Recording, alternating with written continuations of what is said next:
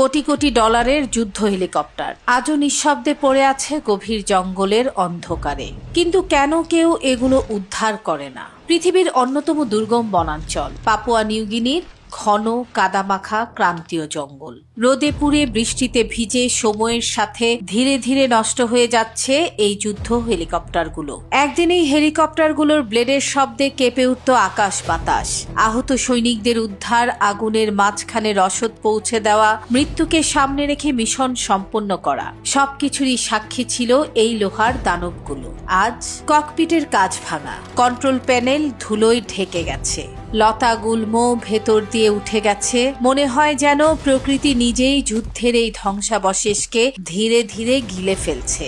যুদ্ধ শেষ হয়েছে, কিন্তু যুদ্ধের স্মৃতি আজও বেঁচে আছে এই নিঃশব্দ ধাতব কবরস্থানে। এই হেলিকপ্টারগুলো শুধু পরিত্যক্ত যন্ত্র নয়, এগুলো স্মৃতি হয়ে পড়ে আছে অসংখ্য সাহসী মানুষের গল্প নিয়ে। যুদ্ধ থেমে যায়, কিন্তু ইতিহাস কখনো থামে না।